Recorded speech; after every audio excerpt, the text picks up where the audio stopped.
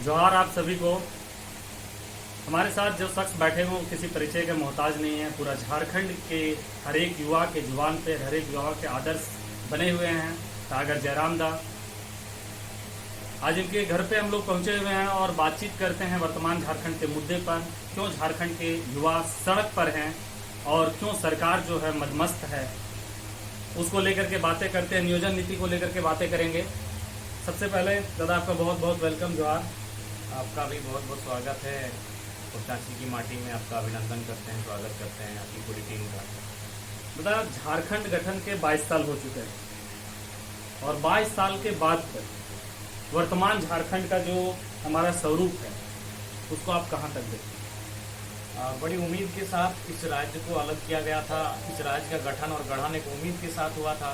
इस राज्य के दबे कुचले लोग जो निम्न स्तर पर अपना जीवन यापन कर रहे हैं, उन्हें एक अवसर प्रदान होगा, एक अपॉर्चुनिटी मिलेगी कि वे भी अपना उत्थान के लिए आगे आएंगे।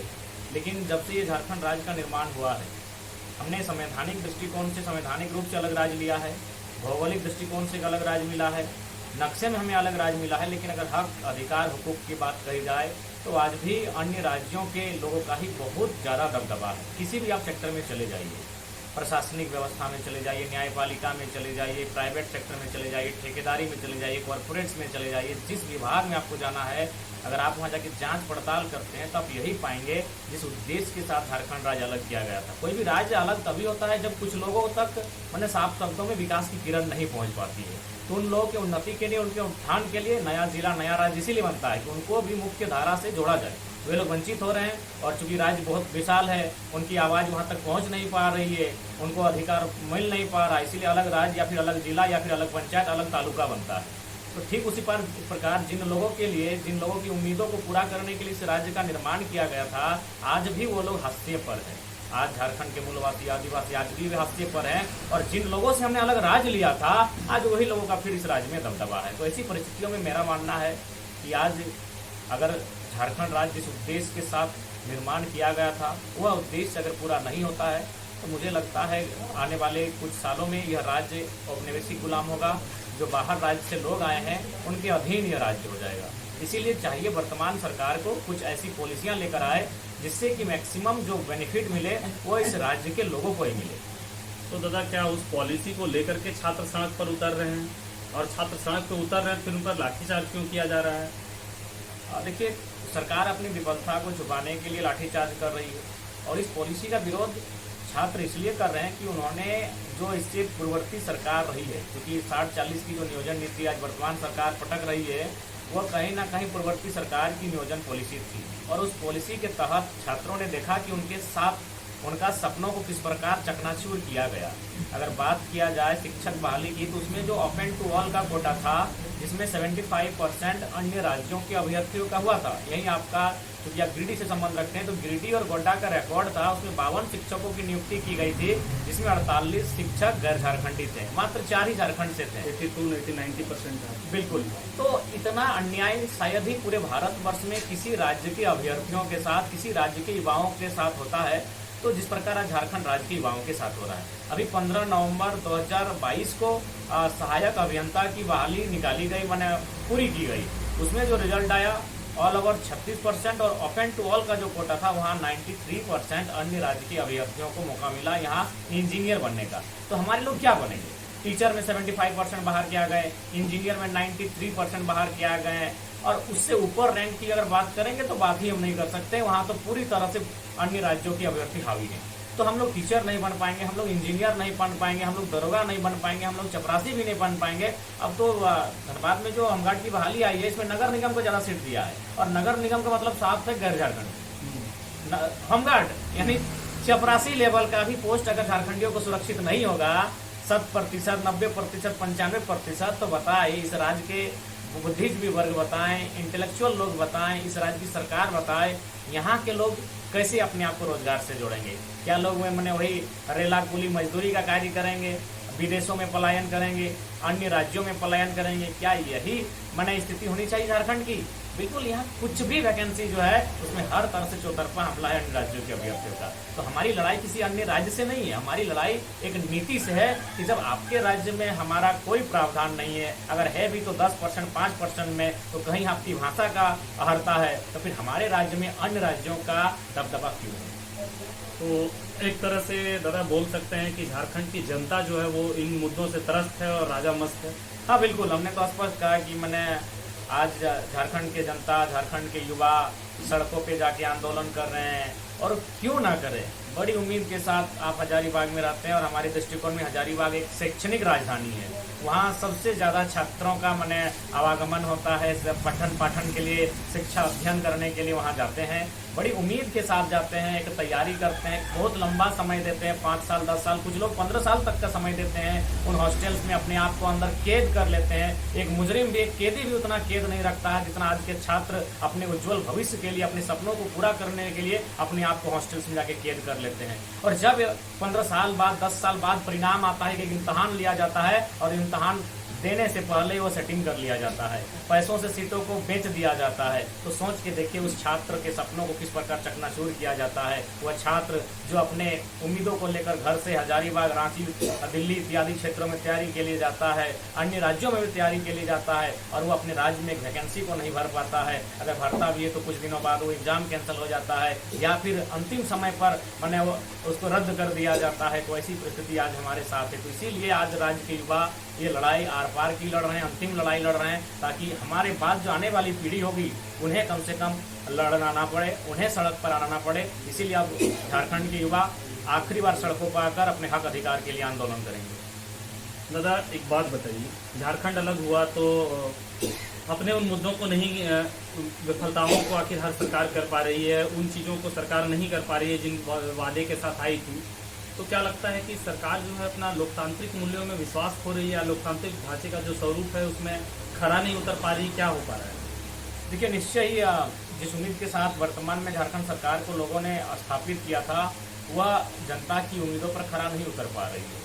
और इसका कारण हो सकता है कि उनकी उदासीन राजनीति, वे दूरदर्शिता की सोच नहीं रख पा रहे हैं, वह अपने परिवारवाद से बाहर नहीं आ पा रहे हैं। और सबसे बड़ा कारण तो परिवारवाद ही दिख रहा है। उसका उदाहरण आप दुमका की सीट को देख सकते हैं। माननीय मुख्यमंत्री 2 सीट से चुनाव लड़ते हैं, दोनों सीट जीत जाते हैं, 1 सीट तो छोड़ने का प्रावधान है। सीट अगर छोड़नी ही थी तो अपने खुद के भाई वसंत सोरेन के लिए क्यों छोड़े, किसी बुधू सोरेन के लिए छोड़ देते हैं। तो इससे क्या एक आभास होता है कि नहीं, आप वास्तव में अगर आदिवासी का भी भला चाहते हैं तो ऑल ओवर झारखंड में जो बसे आदिवासी उनका भी चाहते हैं, मूलवासी भी चाहते हैं। तो ये एक चीज़ें बता रही है कि परिवारवाद तक ही कहीं ना कहीं राज्य सरकार अपनी जो योजनाओं का लाभ, या फिर किसी भी प्रकार से आप देख सकते हैं जो भी आज झारखंड मुक्ति मोर्चा के ऊंचे पदों पर लोग बैठे हैं। अब वर्तमान में हम लोग इस सरकार को इसीलिए लेकर आए थे कि भारतीय जनता पार्टी का जो भी नियोजन नीति रहता था, स्थान नीति रहता था, वह राज्य की अहितकारी था। 1985 की स्थान नीति रहे, या 60-40 की नियोजन नीति रहे, या फिर CNT SPT एक्ट जो है छेड़छाड़ रहे, या फिर GM लैंड को लैंड बैंक बना देना रहे। तो कुल मिलाकर जो भारतीय जनता पार्टी NDA की सरकार थी, उसकी विफलताओं के कारण ही इस सरकार को लोगों ने उम्मीद के साथ लाया था कि ये सरकार झारखंड की सरकार है, ये जल जमीन जंगल से जुड़ी सरकार है, ये आदिवासी मूलवासियों की सरकार है। लेकिन यह सरकार भी, मेरा मानना है, जो इनका 3 साल बीता, इसमें यहाँ के जो लोग हैं उनकी उम्मीदों पर 1% भी शायद खरा उतर पाई है। आप विश्वास रखते हैं लोकतांत्रिक जनभावना मूल्यों में, झारखंडी भावनाओं के मूल्यों में?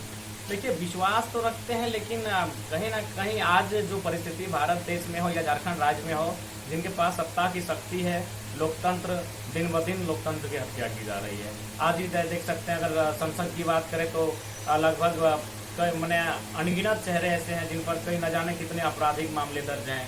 तो लोकतांत्रिक मूल्यों का नाश कहीं ना कहीं, जो लोग लोकतंत्र में जाकर बैठे हैं, जिनके जिम्मे लोकतंत्र की बागडोर थी, वही लोग लोकतांत्रिक मूल्यों की हत्या कर रहे हैं। तो झारखंड के छात्रों के लिए, झारखंड के जनभावनाओं के लिए, झारखंड के मजदूरों के लिए, किसानों के लिए क्या जयराम महतो आएंगे सामने?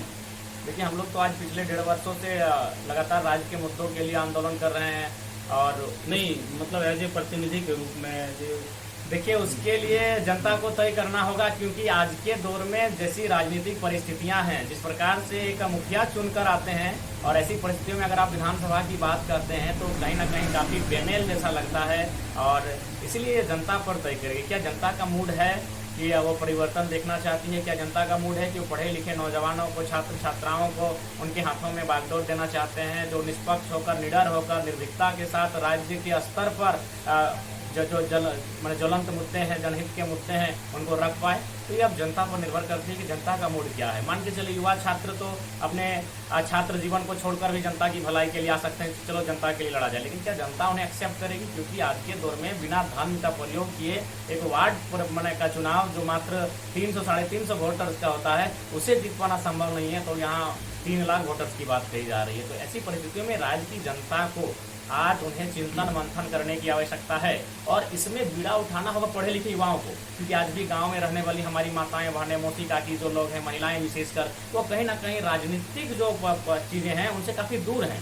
उन्हें राजनीतिक विषयों पर जानकारी नहीं, उन्हें राजनीतिक मूल्यों के बारे में जानकारी नहीं, 1 पर्सन 1 वोट 1 वैल्यू की जानकारी नहीं। हमारे जो किसान हैं, मजदूर वर्ग हैं, जो वृद्ध वर्ग है, हमारा जो वृद्ध तबका है, उन्हें भी राजनीतिक मूल्यों, राजनीतिकता की जानकारी का अभाव होने के कारण, तो इसीलिए मेरा मानना है जो पढ़े लिखे युवा हैं, जो भले राजनीति ना करें लेकिन उन्हें राजनीतिक विचारधाराओं को गांव-गांव तक पहुंचाना होगा और उन्हीं नौजवानों के बीच से, नवयुवतियों के बीच से कुछ चेहरों को आने वाले 2024 के चुनाव में आगे आना होगा और अपने क्षेत्र का प्रतिनिधित्व करना होगा। आना होगा तो क्या किसी राजनीतिक दल से आएंगे या इंडिपेंडेंट आएंगे, किस तरह से आएंगे? झारखंड में ऐसी कौन सी पार्टी है जो झारखंडी जनभावना के अनुरूप कार्य करती है, झारखंडियों के लिए सोचती है? देखिए, अभी झारखंड में मान के चलिए 2 लोकल पार्टियां थी, दोनों ने, एक ने एनडीए के साथ, एक ने यूपीए के साथ सरकार बनाई। एनडीए के साथ आजसू पार्टी ने बनाया और यूपीए के साथ झारखंड मुक्ति मोर्चा की पार्टी ने बनाया। यानी दोनों दलों को राज्य की जनता ने मौका दिया, उन पर विश्वास जताया, उम्मीदें जताई, लेकिन उम्मीदों पर खरा नहीं उतर पाई। इनका क्या कारण है? जो उस राजनीतिक दलों के अगुवा रहे, उनकी निजी महत्वाकांक्षा रही, या फिर वे अपने आप के, अपने साम्राज्य को विस्तार करने में व्यस्त रहे, ये विषय रहा, या फिर क्या अन्य कारण रहे, क्या दबाव रहा। लेकिन कुल मिलाकर कहा जाए तो दोनों जो क्षेत्रीय दल जो झारखंड में चर्चित हैं, उन्होंने राज्य की जनता के हितार्थ के लिए कोई ऐसी पॉलिसी को अभी तक स्थापित नहीं कर पाए हैं जिससे राज्य को संरक्षण प्राप्त हो सके, बल्कि यह राज्य ओपन रहा है। इस राज्य में कोई कहीं से आकर प्रवेश कर जाता है, यानी साफ शब्दों में इस राज्य की कोई बॉर्डर की सीमा नहीं रही। यानी एक संवैधानिक सीमा होनी चाहिए थी, एक दायरा होनी चाहिए था, जिससे कि इस राज्य के अभ्यर्थियों के लिए लाभ हो सके और बाकी जो अन्य राज्य के अभ्यर्थी अगर प्रवेश भी करते हैं तो एक नियमता नियमावली के साथ प्रवेश करें, एक दायरा के साथ, एक सीमा के साथ प्रवेश करें, ना कि सीमा का उल्लंघन करते हुए। बता, जैसे इस चीज़ को आप बोल रहे थे कि सीमा के साथ प्रवेश के, इसके लिए पूरा झारखंड का एक छात्र 60-40 न्याय चलतों को लेकर के आंदोलन कर रहे हैं। तो एक बात मुझे रहता, 60-40 न्याय चलतों तो झारखंड में की चलता?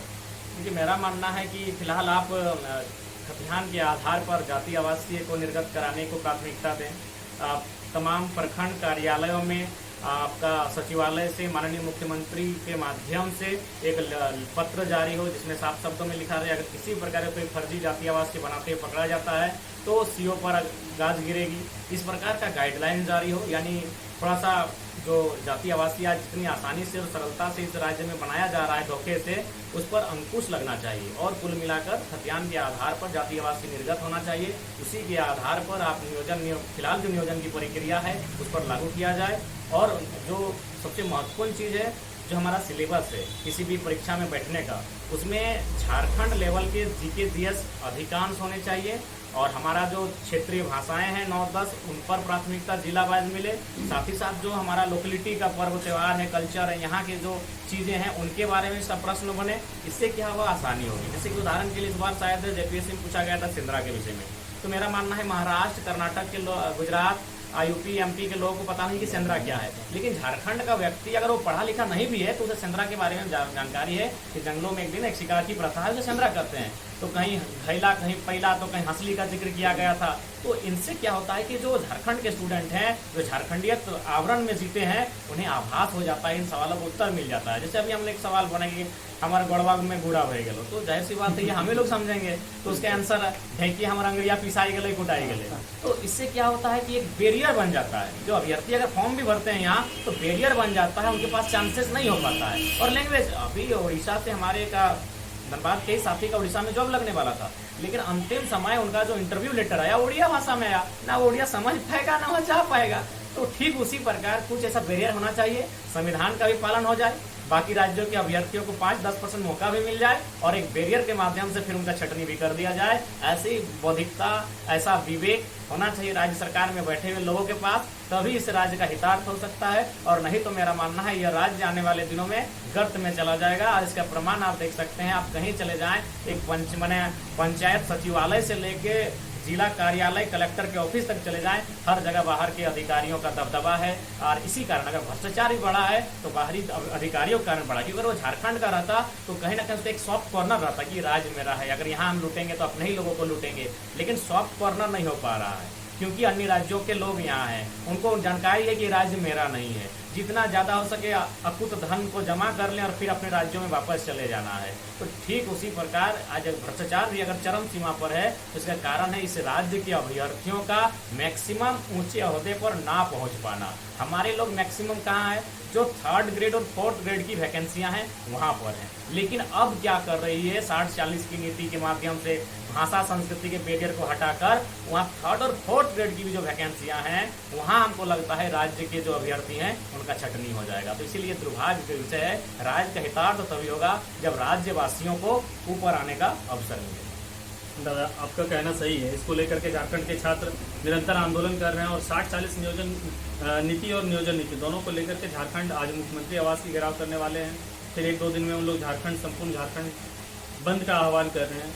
इस पर आप क्या कहना चाहेंगे? हाँ बिल्कुल, हम लोग नैतिक समर्थन कर रहे हैं इस आंदोलन का। हम लोग हमेशा उपस्थित रहे हैं, केस मुकदमे भी हुए, हजारों बैरिकेडिंग लगाए गए हैं, हम पर कितना कानूनी दांवपेच प्रशासनिक हस्तक्षेप हुआ है, काफ़ी डिस्टर्बेंस किया गया, उसके बावजूद भी लाठी भी खाएं। हाँ बिल्कुल, और उसके बाद भी हम लोग छात्रों के साथ हैं और हमेशा उनके साथ खड़े रहेंगे, डटकर खड़े रहेंगे। आपको झारखंड के छात्र एज ए मुख्यमंत्री देखते हैं, लेकिन मुख्यमंत्री बनने के लिए झारखंड में आधे से अधिक सीटों को होना चाहिए, 40+ सीटों को होना चाहिए। तो आने वाले टाइम में आप क्या करने वाले हैं? 2024 में क्या आप चुनाव लड़ेंगे, अपने लोगों को उतारेंगे, 41 सीट लाएंगे तभी ना मुख्यमंत्री बनेंगे? क्या क्या विचार है? देखिए, हम एक शरीर के रूप में नहीं, एक विचारधारा के रूप में राज्य में परिवर्तन चाहते हैं। मान के चलिए आज जिस प्रकार का परेशानी हमको लेकर आज तंत्र एक्टिव हुआ है, पक्ष विपक्ष सब लोग एक्टिव हैं हमें लेकर, जहाँ भी जाते हैं फर्जी केस वगैरह, तो वो तो चाहते हैं कि हो सके 2024 आते आते हमें दफन किया जाए। लेकिन खैर हम लोग विचारधारा बनकर आए, तो मेरा मानना है कि हम रहें या ना रहें, हम लोगों के साथ अगर कोई अनहोनी भी हो जाए तो जो भी इसमें बदलाव होना चाहिए, इसलिए हम लोग विचारधारा को प्राथमिकता देंगे।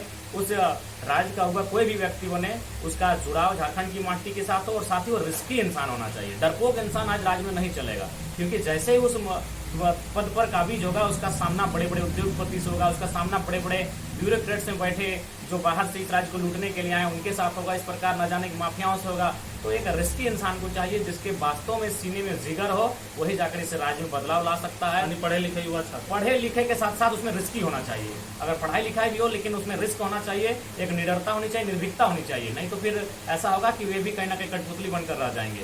तो इसलिए मेरा मानना है, साफ शब्दों में, जो भी आने वाले 2024 में राज्य की बागडोर को संभालेंगे उनमें कॉमरेड महेंद्र सिंह, कॉमरेड गुरुदास चटर्जी और शहीद सांसद वीर अमर सुनील महतो जैसा चारित्रिक गुण होना चाहिए, जो सांसद और विधायक रहते हुए सीने में गोली खाएं राज्य के हितार्थ के लिए। तो मेरा मानना है वैसे जिगरा लोग चाहिए आज विधानसभा के भीतर, क्योंकि रिस्की है। आप तो अगर आप चुनाव जीतना चाहते हैं, जीतने के बाद भी आप कुछ करना चाहते हैं, तो इसके लिए आपको बहुत लड़ाई लड़नी होगी। एज ए विधायक, एज ए MP रहकर झारखंड में लड़ाई लड़नी होगी। हर तरह से विस्थापित का मुद्दा हो, उद्योग का मुद्दा हो, खनन का मुद्दा हो, कंपनी का मुद्दा हो, कहीं भी आप जाएं आपको बहुत टफ लोगों से लड़ाई लड़नी है। उसके लिए आपको अपने जीवन को संकट में लाना ही होगा। अगर इस प्रकार का चैलेंजिंग लेने के लिए युवा तैयार हैं तो मुझे लगता है 2024 में बदलाव के लिए हम लोग एक सीढ़ी ऊपर आ चुके हैं। 1-2 सवाल और लेंगे साहब। जैसे कि हमारे आसपास है, आपके आसपास से झारखंड के छात्र जब आंदोलन करने निकलते हैं या नेतृत्व करने निकलते हैं तो सभी लोग सपोर्ट करते हैं कि नहीं अच्छा लड़का कर रहा है, लेकिन वही लड़का जब पॉलिटिक्स में आना चाहता है तो उनकी जो क्रांतिकारी नीतियां हैं उनसे लोग मतलब एक तरह से हंसी ठिठोली या फिर ताना मारते हैं कि बड़ा पॉलिटिक्स करने आ गया है, ये वो है। तो आखिर ये सोच को कैसे हम झारखंड में ला सकते हैं? देखिए, ये सोच कहीं ना कहीं अब बदलाव हो रहा है। आज मान के चलिए, अगर आंदोलन में जो चेहरे आपको दिख रहे हैं उन्हें अगर आप एज ए पॉलिटिकल लीडर के रूप में स्वीकार नहीं करते हैं तो मेरा मानना है ये दुर्भाग्य है। अभी देखिए, बहुत सारे लोग कहते हैं कि नहीं, भगत सिंह एक क्रांतिकारी के तौर पर ठीक है, अगर वे लीडर होते ठीक नहीं होते, गलत कह रहे हैं वे लोग। इसीलिए आज भारत की ये दुर्दशा है। मेरा मानना है कि आज़ाद भारत की पहली कैबिनेट में भगत सिंह, चंद्रशेखर आजाद, नेताजी सुभाष चंद्र बोस, अशफाक उल्लाह अली खान इत्यादि जो क्रांतिकारी रहे थे, उनको मंत्रिमंडल में जीवित होकर मंत्रिमंडल में अगर जगह बना पाते हैं तो 70 वर्षों में भारत की तकदीर और तस्वीर दोनों बदल जाती है। इसलिए इस सोच को बदलना होगा कि क्रांतिकारी लोग ठीक क्रांति करके आंदोलन करके राज्य को फिर दे दिए, लेकिन फिर अगर वही अपंग लोग, अनपढ़ लोग, जाहिल लोग राज्य को चलाएंगे तो क्या फायदा उस क्रांति का। तो इसलिए मेरा मानना है जो लोग क्रांति लाएंगे वही राज्य पॉलिटिकल रूप में अपना दोनों रूप को लेकर चलेंगे, तभी राज्य बदलाव हो सकता है। नहीं तो क्रांति करके आंदोलन करके हम लोग वापस फिर दे दिए पॉलिटिकल लीडर्स को और वे लोग फिर अपनी गंदी पॉलिसियों को स्थापित करेंगे, तो फिर उस क्रांति का, उस आंदोलन का कोई फायदा नहीं है। आने वाले दिनों में झारखंड के भविष्य को छात्र तय करेंगे, युवा बिल्कुल, युवा तय करेंगे, छात्र तय करेंगे, और वही अगर तय करेंगे तो ही झारखंड का भविष्य वास्तव में खूबसूरत तय हो पाएगा। तो ये देखिए हमारे साथ थे टाइगर जयराम महतो, जो कि युवाओं की आवाज़ बन चुके हैं, झारखंड के एक एक गरीब मजदूर किसान का आवाज़ बन चुके हैं। उनकी ज़रूरतों के लिए हमेशा खड़े रहते हैं। हम उनके साथ बात कर रहे थे। मैं आज आप लोगों को दिखा दूंगा, आप दिखाइए। उनके घर में हम लोग उपस्थित हैं और ये दादाजी हैं। हाँ, मैंने दादाजी हैं, दादी जी हैं अंदर, देखिए थोड़ा सा आप दिखा सकते हैं, दादी हैं। तो ये इसी घर में झारखंड के लगभग आप देख सकते हैं 80% जो युवा हैं उनकी यही हकीकत है। इसी तरह के एक मिट्टी वाले घर में रहते हैं और अपने आने वाले भविष्य को गढ़ते हैं, लेकिन सरकार की नीतियों के कारण, सरकार की पॉलिसियों के कारण उन्हें दर दर की ठोकरें खानी पड़ती है। और उसको लेकर के सरकार की नीतियों को लेकर के पूरे झारखंड के बाद सड़क पर हैं और सरकार से मांग कर रहे हैं स्थानीय नीति को लेकर के, नियोजन नीति को लेकर के अपनी स्पष्ट नीतियाँ पर सरकार बने। आप देखते रहिए, मैं फिर आपसे बात करता हूँ रोहित राज के साथ।